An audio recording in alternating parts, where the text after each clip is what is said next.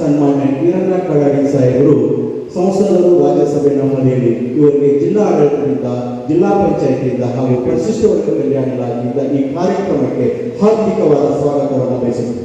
ಆಗಮಿಸಿದ ಸನ್ಮಾನ್ಯ ಶ್ರೀ ವಿಜಯ್ ಕುಮಾರ್ ಅವರಿಗೆ ತನ್ನಾಗಿ ಈ ಕಾರ್ಯಕ್ರಮವನ್ನು ಕೂಡ ಈ ಕಾರ್ಯಕ್ರಮಕ್ಕೆ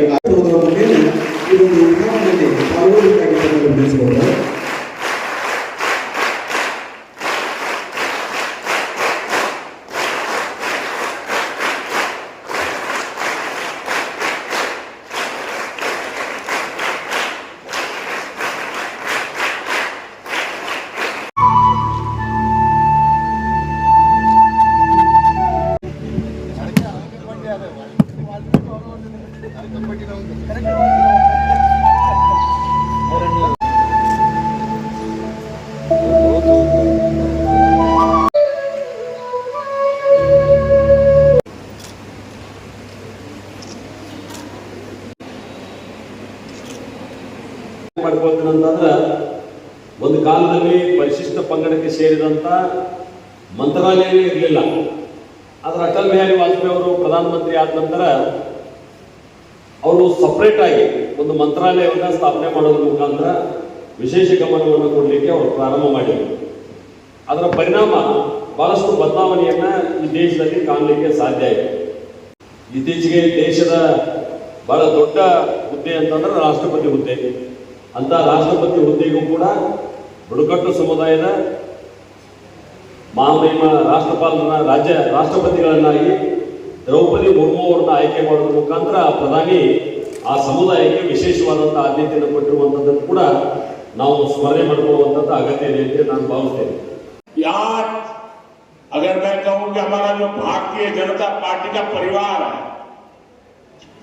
उसमें आज अगर कोई सबसे वरिष्ठ नेता है तो वो हमारे करिया मुंडा जी है.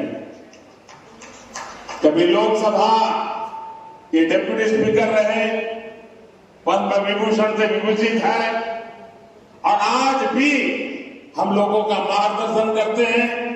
और जैसे हमारे जुवाल राम जी ने कहा, ಭಗವಾನ್ ಬಿರ್ಸಾ ಮುಂಡಾರವರ 150ನೇ ಜನ್ಮ ಜಯಂತಿ ಹಿನ್ನೆಲೆಯಲ್ಲಿ ಬೆಳಗಾವಿ ಜಿಲ್ಲಾಡಳಿತ ಮತ್ತು ಪರಿಶಿಷ್ಟ ಪಂಗಡ ಇಲಾಖೆಯ ಅಧಿಕಾರಿಗಳು ಇಲ್ಲಿ ಕಾರ್ಯಕ್ರಮವನ್ನು ಆಯೋಜನೆ ಮಾಡಿದರು.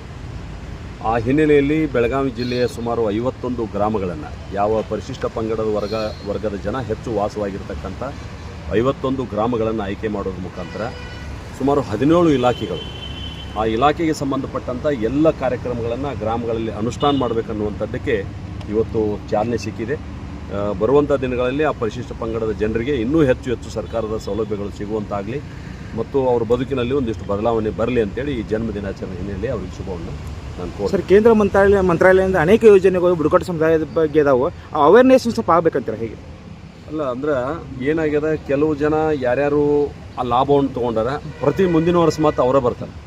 ಅದಕ್ಕಾಗಿ ನಾನು ಈಗ ಮಾತನಾಡುವಾಗ ಹೇಳಿದೆ, ಚುನಾಯಿತ ಪ್ರತಿನಿಧಿಗಳು ಮತ್ತು ಸರ್ಕಾರದ ಅಧಿಕಾರಿಗಳು ಇಬ್ಬರು ಜಂಟಿಯಾಗಿ ಸಮಾಜದ ಕಟ್ಟಕಡೆಯ ವ್ಯಕ್ತಿಗಳಿಗೂ ಕೂಡ ಈ ಯೋಜನೆ ಮುಟ್ಟುವಂಗೆ ನಾವೆಲ್ಲರೂ ಸೇರಿ ಪ್ರಯತ್ನ ಮಾಡಬೇಕನ್ನುವಂಥದ್ದು ನನ್ನ ಆಗ್ರಹ. ಬರುವಂಥ ದಿವಸಗಳಲ್ಲಿ ಅದನ್ನು ಸರಿ ಮಾಡ್ತಕ್ಕಂಥ ಪ್ರಯತ್ನವನ್ನು ನಾವೆಲ್ಲ ಸೇರಿ